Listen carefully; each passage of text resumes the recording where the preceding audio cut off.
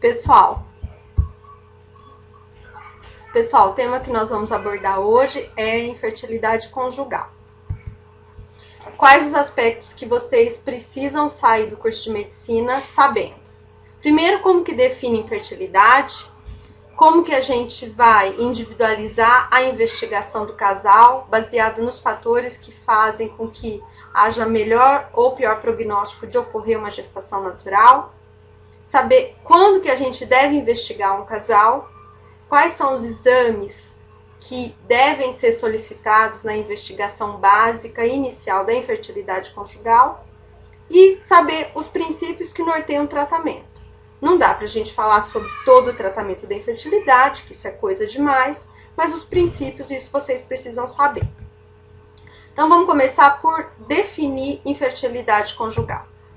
A infertilidade é definida como a ausência de ocorrência de concepção dentro de 12 meses de atividade sexual regular e sem uso de nenhum método contraceptivo.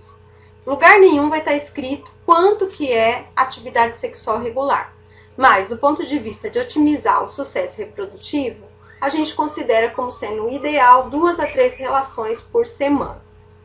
Um outro aspecto importante é saber a fecundidade mensal nos seres humanos, que é em torno de 20%.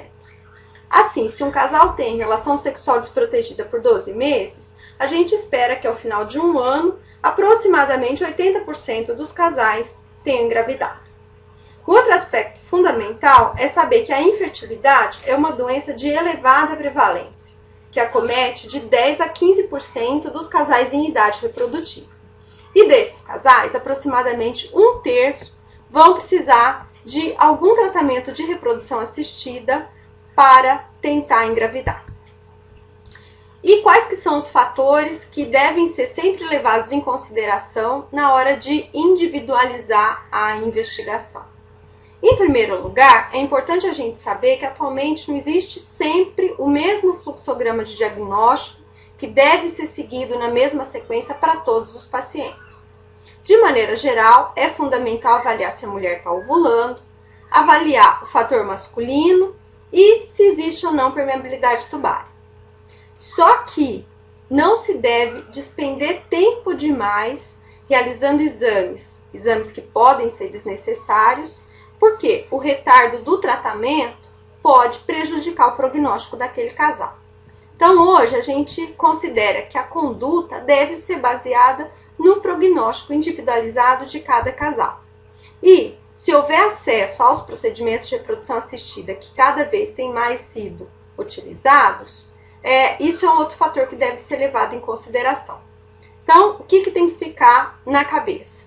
Nem deve fazer excesso de exame e retardar o tratamento, mas, por outro lado, também não deve-se sempre, sem fazer uma avaliação mínima, já indicar uma abordagem mais intervencionista. E que fatores que têm relação com o prognóstico, a ocorrência de gestação, seja natural ou seja com tratamento? Então, o primeiro fator é a idade da mulher. O que a gente sabe? Que com o avanço da idade, existe um declínio natural na fertilidade feminina. Geralmente, esse declínio é mais acentuado por volta dos 38 a 40 anos de idade, mas isso pode variar em algumas situações especiais. Uma outra coisa importante é que não só a fertilidade natural tende a diminuir com o avanço da idade. Os resultados dos procedimentos de reprodução assistida, eles também tendem a ser inferiores na mulher que faz o tratamento em idade mais avançada. Só para vocês terem um exemplo, a chance média de uma mulher engravidar com uma fertilização assistida antes dos 38 a 40 anos é de aproximadamente 30% por procedimento. Depois dos 40 anos, a chance média por procedimento é em torno de 10%, ou seja, já cai drasticamente. Então, essa história de que se a mulher ou o casal tem acesso a um tratamento de reprodução assistida, a idade não importa mais, isso é um conceito muito errôneo que vocês não podem, de maneira nenhuma, passar isso para os seus pacientes. Um outro dado importante é que com o avanço da idade, existe aumento de algumas situações negativas, como por exemplo, existe o aumento da chance de gestação aneuploide, existe aumento da chance de abortamento. Um dos fatores é que com o avanço da idade tem mais chance daquele óvulo não ser cromossomicamente normal e poder estar gerando uma gestação inviável.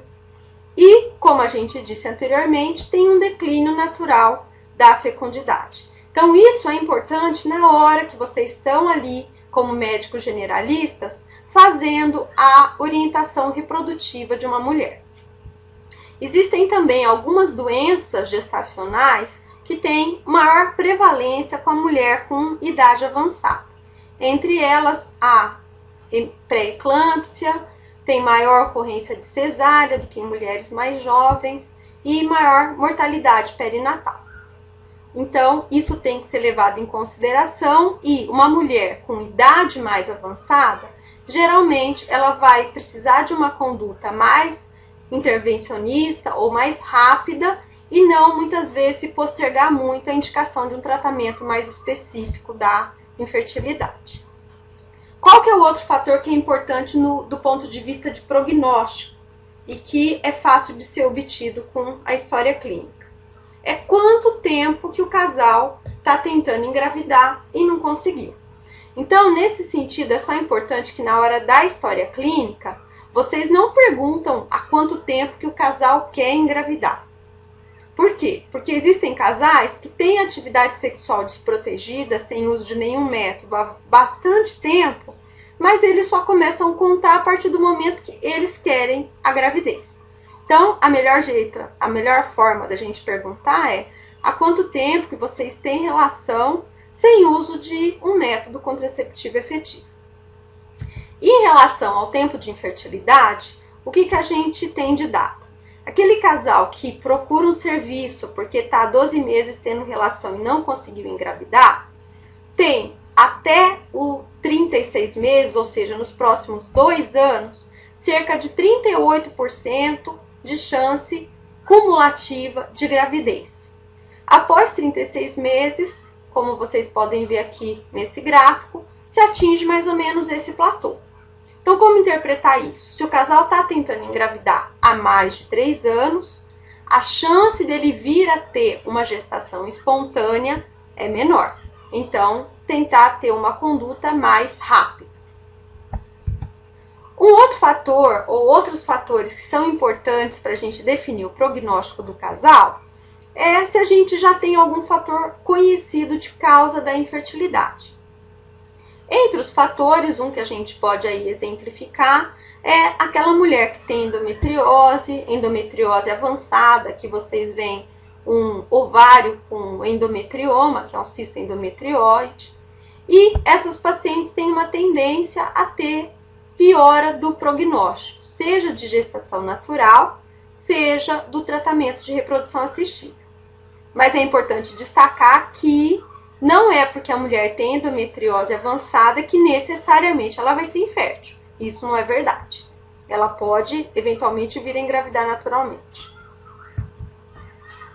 Aí, depois que a gente, então, avaliou esses fatores importantes para o prognóstico, qual que é o próximo passo? Saber quando que a gente vai investigar a infertilidade conjugal. Então, primeira coisa, a gente vai fazer a investigação baseada no diagnóstico. Casal que está há 1 ano tendo atividade sexual regular, sem uso de método contraceptivo, que não conseguiu engravidar, merece uma investigação básica inicial. Mas existem algumas situações nas quais a gente recomenda iniciar a investigação mais precocemente. Mais precocemente quando? Depois de 6 meses de atividade sexual desprotegida. E que situações que são essas? São situações nas quais a gente tem algum fator feminino ou masculino que aumenta a chance daquele casal ter uma diminuição da fertilidade. Em relação à mulher, que situações que a gente deve iniciar a investigação depois de 6 meses de tentativa? Quando a mulher tem mais de 35 anos, porque, como a gente viu agora há pouco, a idade mais avançada tem relação com diminuição da fertilidade e, se demorar muito, da piora do resultado do tratamento. Aquelas pacientes que têm história ou de oligomenorreia, ciclos longos, ou de amenorreia, porque são pacientes que têm alguma anovulação que também pode dificultar a ocorrência da gestação. Quando a gente tem história prévia ou suspeita pelo quadro clínico e ou pelos exames subsidiários da presença de endometriose em estadios mais avançados, ou seja, endometriose moderada e a endometriose avançada, e quando a gente tem suspeita ou já confirmação de alguma doença tubária ou uterina. Então, nessas situações, a gente indica a investigação mais precocemente. Em relação ao parceiro, quando a gente tem já confirmação ou tem suspeita de alguma causa de subfertilidade masculina. Como exemplo, o paciente que tem criptorquidia bilateral ou que tinha e demorou bastante tempo para fazer a correção na infância, histórico de traumas testiculares, de orquite, se ele fez quimioterapia, fez radioterapia pélvica. Então, são situações nas quais a gente também deve iniciar a investigação mais precocemente. Aí, para a gente saber o que nós devemos avaliar, é muito importante a gente saber as principais etiologias ou as principais causas de infertilidade. Lembrando aqui que do total de casais inférteis, aproximadamente 1/3 das causas são femininas, 1/3 das causas são masculinas e em torno de 1/3 dos casos a gente tem um fator feminino e um fator masculino identificáveis de infertilidade. E que em aproximadamente 85% dos casais a gente identifica algum desses fatores. Mas em aproximadamente 15% dos casais se faz a investigação e nada é identificado. E aqui cabe ressaltar que quando a gente não identifica pelos exames algum fator de infertilidade, não quer dizer que não haja nenhum fator, mas os exames utilizados para investigação propedêutica, eles ainda têm algumas limitações, como a gente vai comentar mais para frente. Então, antes de falar nas causas, é importante a gente lembrar rapidinho o que é necessário para que venha a ocorrer uma gravidez. Então, do ponto de vista do parceiro, precisa ter relação sexual, preferencialmente intravaginal, e de modo que vai ter o depósito do sêmen aqui no fundo de saco da vagina. A mulher precisa ovular. É necessário que as trompas elas estejam não só permeáveis, mas funcionantes. Lembra que dentro as trompas tem um epitélio cilíndrico que fazem uma movimentação no sentido de favorecer o transporte aqui do óvulo até chegar aqui na ampola, que é onde normalmente vai acontecer a fecundação. O óvulo que tiver sido fecundado vai sofrer aqui esse caminho até adentrar a cavidade uterina. É necessário que o endométrio ele esteja receptivo e que todo o trato então genital feminino ele esteja aí permeável. Então, de maneira geral, são esses os fatores necessários para que possa acontecer uma gestação. Então, vamos começar agora a falar sobre os principais fatores de infertilidade. Primeiro, de infertilidade relacionados à mulher. Então, a primeira coisa que a gente falou, para a mulher poder engravidar, ela precisa de ovular. Então, as situações nas quais ocorre uma anovulação crônica podem dificultar a ocorrência de uma gestação. Vocês vão ter uma aula específica sobre anovulações, é a Ana Carolina que vai dar essa aula, né? Mas, só lembrando, as principais causas de anovulação são a síndrome de ovário policístico, que chega a acometer, pelos critérios diagnósticos novos, até 15% das mulheres em idade reprodutiva. A disfunção hipotálamo hipofisário, ou anovulação central, também é uma causa frequente, além da hiperprolactinemia, da falência ovariana precoce, da anovulação relacionada às tireoidopatias. É importante lembrar também que cirurgias pélvicas eventualmente podem comprometer a ovulação. Por exemplo, a paciente que é submetida a retirada de um ovário, retira um cisto do outro, né? Então, esses fatores também podem levar ao comprometimento da ovulação. Outra coisa, vamos falar agora sobre todo o sistema canalicular. Então, dificilmente fatores canaliculares na vagina são causa de infertilidade. Mas existem situações, por exemplo, quando você tem uma agenesia vaginal, é uma situação bastante rara. Septos vaginais, longitudinais ou transversais podem diminuir a quantidade de sêmen que vai estar conseguindo fazer todo o percurso. Então, são situações raras, mas que podem eventualmente acontecer. Em relação ao colo uterino, o que poderia interferir com a fertilidade? As endocervicites por micoplasma, se o micoplasma, a clamídia, ureaplasma conseguir ascender e dar uma doença inflamatória pélvica, fatores imunológicos como anticorpo antiespermatozoide, hostilidade no muco cervical, pólipos endocervicais grandes que podem estar atrapalhando a penetração dos espermatozoides para dentro da cavidade uterina. Também são fatores que geralmente, isoladamente, não levam à infertilidade. Em relação ao corpo do útero, o que pode acontecer e comprometer a fertilidade da mulher? Então, em relação às anomalias müllerianas, um deles é a agenesia mülleriana completa, que é a síndrome de Rokitansky. Existem algumas malformações uterinas que, por diferentes mecanismos, podem interferir com a fertilidade. Endometrite por clamídia, micoplasma, gonococo, pólipos, miomas submucosos e acinéquias ou aderências pós o processo infeccioso. E em relação às trompas uterinas, a gente tem as principais causas de comprometimento da trompa, de obstrução tubar. Em primeiro lugar, a doença inflamatória pélvica. Então, uma das possíveis complicações a longo prazo é a infertilidade. Além disso, a gente tem que pensar na possibilidade de aderências, por exemplo, quando da presença de endometriose, pós-cirurgia. Então, cerca aí de 15% dos casos de infertilidade tem relação com comprometimento tubar. 14 a 15% dos casos. E fator peritoneal. As duas principais doenças que podem comprometer a fertilidade, do ponto de vista de fator peritoneal, são a doença inflamatória pélvica e a endometriose, que você já também tem uma aula própria sobre isso, mas é quando a gente tem endométrio fora da cavidade uterina, que é o lugar normal dele estar, e em atividade. E não pode deixar de também questionar e saber que o fator coital pode ser uma causa de infertilidade e muitas vezes na primeira consulta o casal tem dificuldade em fazer esse tipo de abordagem.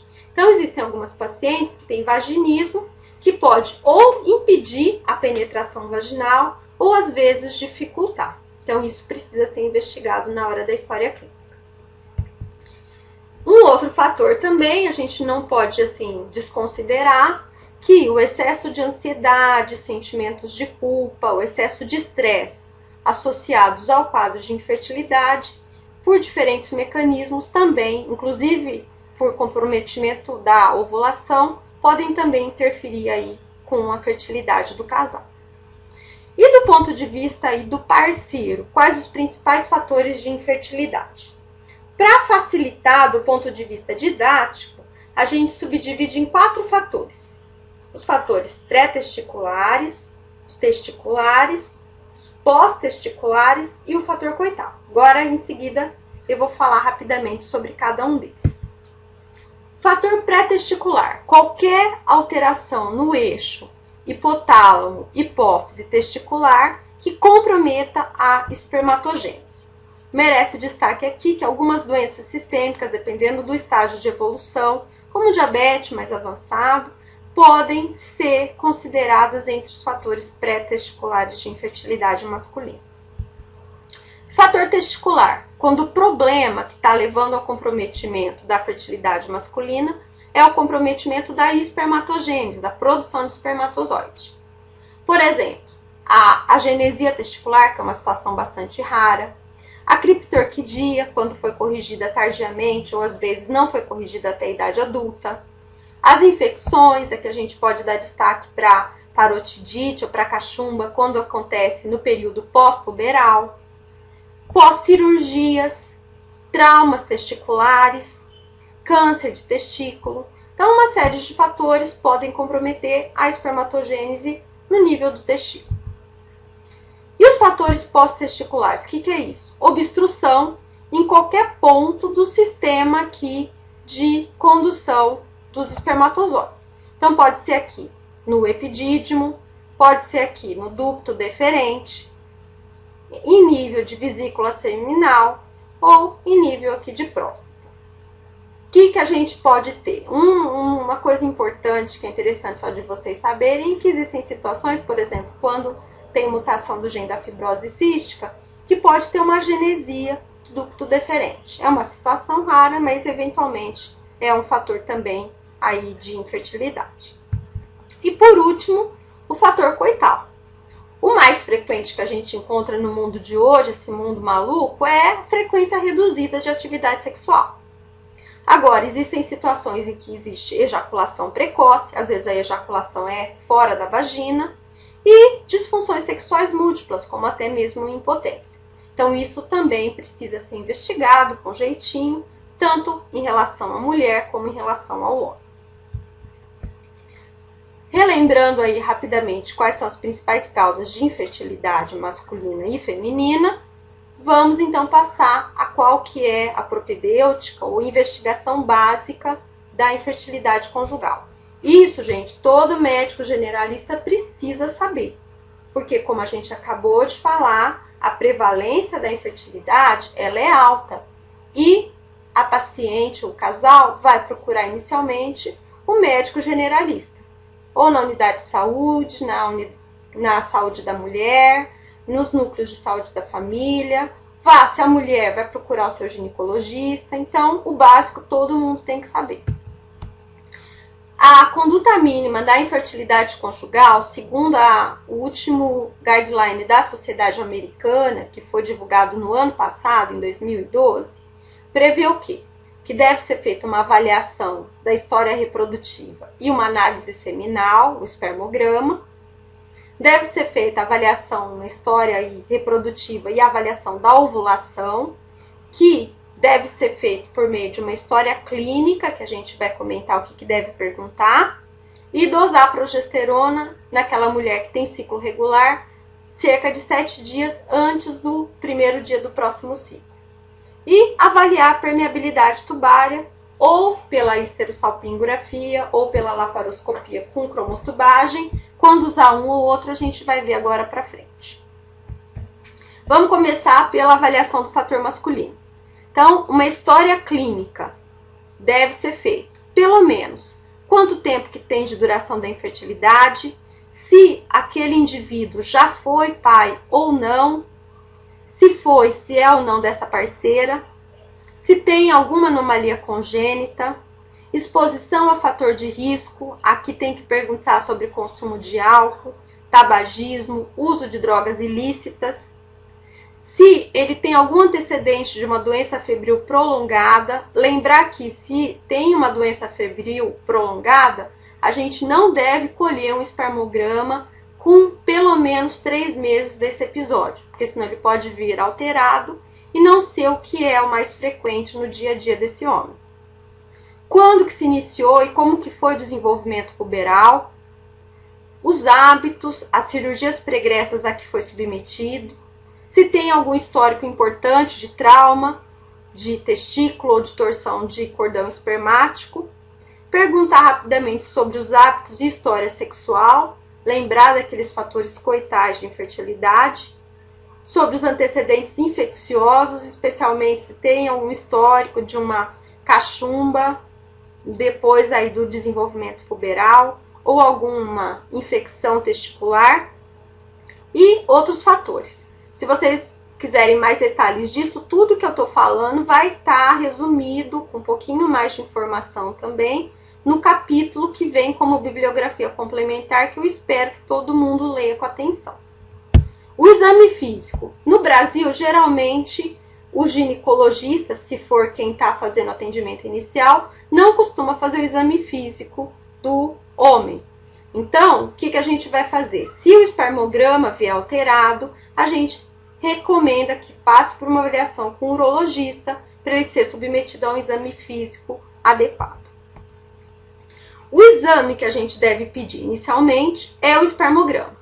Ele deve ser solicitado com o casal estando 3 a 5 dias em abstinência sexual.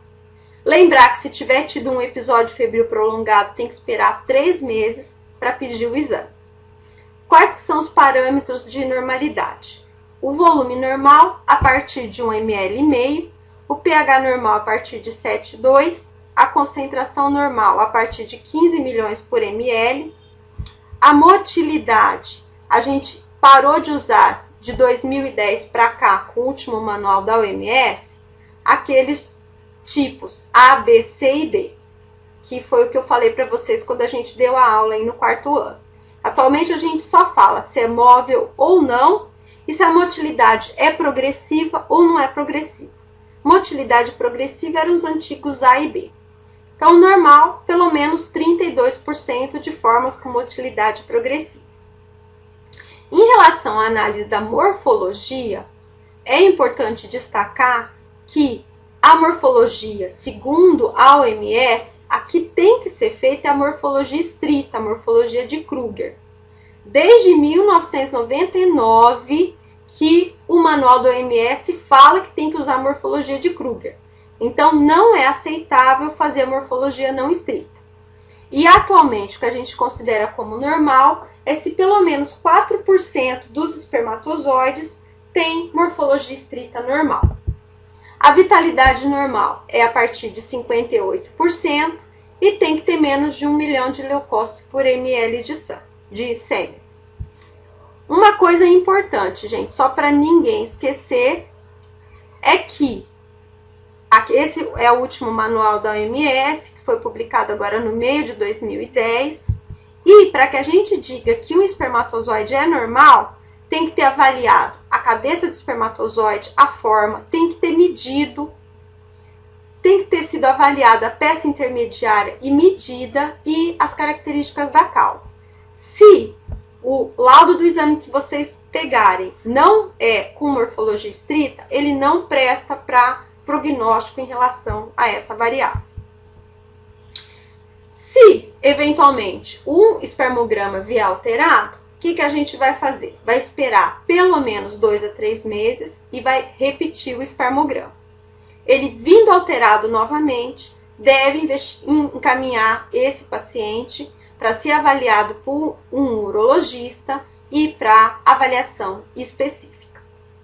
Em relação ao fator feminino de infertilidade, a gente também tem que fazer uma história clínica completa, avaliando a duração da infertilidade, perguntar se essa paciente e esse casal já fizeram exames previamente, o que deu de resultado, se já fez algum tipo de tratamento, detalhar o tratamento, perguntar sobre a história sexual. Nos antecedentes pessoais, é importante saber dos hábitos de vida, se a paciente foi ou não submetida à cirurgia prévia, se tem antecedentes de doença sexualmente transmissível, de infecção recorrente do trato urinário, perguntar sobre atividade profissional, questionar o uso de medicamentos que eventualmente podem comprometer a oogênese, se tem ou não tem patologia crônica, qual que é. E nos antecedentes ginecológicos e obstétricos é fundamental caracterizar como que foi o desenvolvimento puberal, caracterizar os ciclos menstruais. Isso é o primeiro passo para a gente avaliar se a paciente tem maior ou menor chance de ser uma paciente ovulatória. Lembrar que o intervalo normal varia de 25 a 35 dias, que é de 3 até 8 dias de duração de sangramento. E o volume, que é um pouco mais difícil de ser avaliado, mas a Carol vai dar esses detalhes na aula de sangramento anormal, vai de 5 até 80 ml.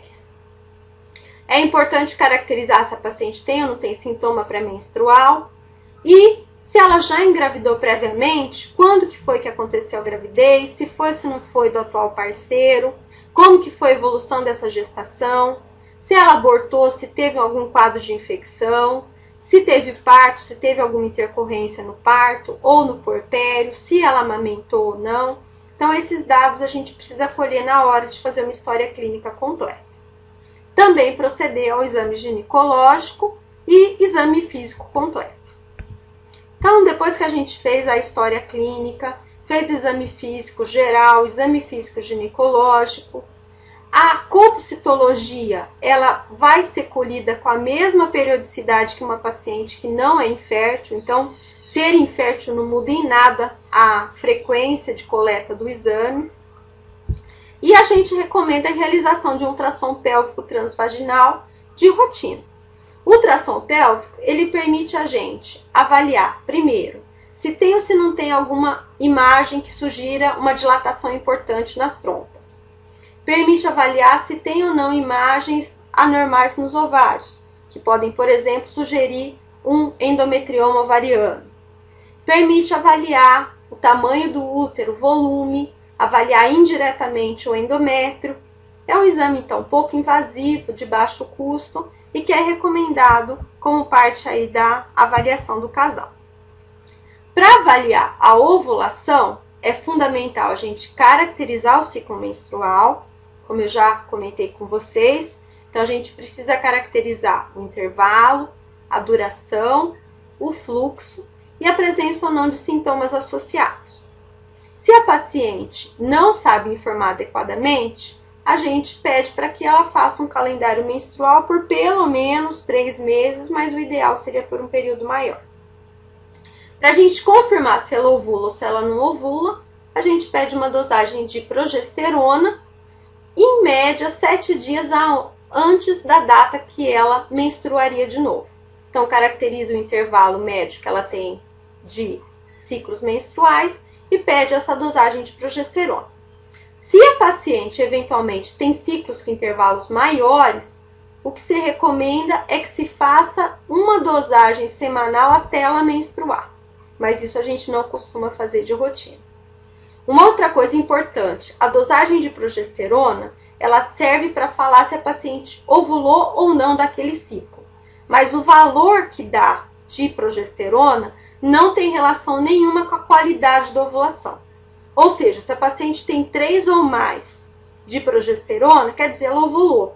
Não é porque ela tem 10, 12 que ela teve uma ovulação melhor do que aquela paciente que estava com 3, 4. Aqueles exames, como ficar avaliando temperatura basal, fazer dosagem sérica de LH, isso a gente não usa mais na prática clínica. Biópsia de endométrio, também não se recomenda mais fazer na prática clínica. Lembrando que se a paciente tiver um histórico de anovulação crônica, aí a gente vai pedir um FSH, uma prolactina e um TSH para fazer a avaliação de qual que é o grupo de anovulação a que ela pertence. Isso daqui vocês vão ver com detalhes no seminário, na aula de anovulação, mas só lembrando que quando o FSH está alto, acima de 40, persiste alto acima de 40 depois de um mês, a paciente tem diagnóstico aí de falência ovariana precoce se ela tem menos de 40 anos de idade. Tem que investigar, ver se descobre qual que é a causa. E aqui, do ponto de vista reprodutivo, é triste. Por quê? Porque a única opção que poderia ser oferecida seria ela ir para um programa de doação de ósseo. Aquelas pacientes que têm o FSH normal e a prolactina aumentada são do grupo da hiperprolactinemia. Aqui, a dosagem de TSH é fundamental porque se a paciente tem um hipotiroidismo primário, o hipotiroidismo primário pode ser uma causa de hiperprolactinemia. Nesse grupo aqui, o que a gente vai fazer? Vai tratar a causa para fazer com que a paciente volte a ovular.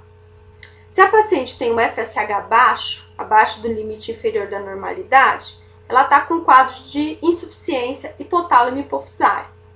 Precisa sempre ser excluída a presença de tumor central e o tratamento também é o tratamento específico se ela tiver uma doença orgânica. tem algumas situações em que o tratamento é dando gonadotrofina para induzir a ovulação. E o grupo que tem o FSH normal e a prolactina normal é o grupo mais frequente de anovulação crônica, que é a síndrome de ovário policístico e a disfunção hipotálamo hipofisário. Aqui o tratamento da infertilidade vai ser indução da ovulação. A gente não vai falar como vai fazer isso, porque isso é um tópico específico, mas se eventualmente alguém tiver dúvida e depois quiser entrar em contato comigo, eu vou ter prazer de explicar. Então a gente já viu que tem que avaliar o fator masculino, fazendo espermograma, tem que avaliar o fator ovulatório e, por fim, avaliar a presença ou não de permeabilidade tubária. O que a gente tem de exames? A histerosalpingografia e a cromotubagem por via laparoscópica. O padrão ouro é a cromotubagem laparoscópica, só que é um procedimento invasivo que requer internação, anestesia e é um procedimento mais caro. A histerosalpingografia já é um procedimento menos invasivo, de menor custo, feito em clínicas de radiografia, mas é importante a gente saber que tem uma sensibilidade que não é das 10 mais, então a sensibilidade é de aproximadamente 65% e a especificidade é 83%. O que isso quer dizer? Que se o exame mostrar que a trompa está obstruída, tá? Não necessariamente a trompa esteja obstruída. Aproximadamente 38% das pacientes que dão a histerosalpingografia alterada, se fizerem a laparoscopia, vai mostrar que estava alterada e obstruída mesmo. Então, o valor preditivo positivo da histerosalpingografia é 38%. Já se a histerosalpingografia der normal, aproximadamente 94% das pacientes têm a trompa mesmo normal. Então, é um exame que tem uma sensibilidade relativamente baixa, um valor preditivo positivo relativamente baixo, com uma especificidade alta. Em que situação que a gente vai pedir um, que situação que vai pedir o outro? Se a paciente não tem suspeita pela história clínica de ter comorbidade, por exemplo, doença inflamatória pélvica, não tem suspeita de ter endometriose, não teve gravidez ectópica prévia, recomendar pedir a histerosalpingografia. Então, é um exame de rastreamento. Se a histerosalpingografia vier alterada e avaliar a permeabilidade da trompa for de fato necessária, porque existiria a possibilidade da gente adotar uma conduta menos intervencionista e esperar mais tempo para se indicar algum tratamento, nessa situação pode-se sugerir que a paciente faça a laparoscopia. Agora, se a histerosalpingografia vem alterada, a paciente já tem idade avançada e tem acesso a um tratamento de reprodução assistida, não necessariamente ela vai precisar fazer a laparoscopia diagnóstica. No caso em que a gente tem suspeita de ter uma comorbidade, quais que são as comorbidades? Aquelas que eu falei. Suspeita de doença inflamatória pélvica, paciente teve ectópica prévia, tem suspeita ou já teve diagnóstico de endometriose, aí a gente oferece a laparoscopia. E quando a paciente faz a laparoscopia, quais que são os achados mais frequentes? Endometriose, doença inflamatória pélvica, podendo cursar com a hidrossalpinge ou dilatação das trompas. E como a síndrome de ovário policístico é uma entidade comum, que eu falei já para vocês, que até 15% das mulheres, pelos critérios atuais, também é um achado que não é infrequente. E para a gente avaliar a cavidade uterina, o que a gente tem que fazer de rotina? Então, primeira coisa, o padrão ouro para avaliar a cavidade uterina é a esteroscopia diagnóstica.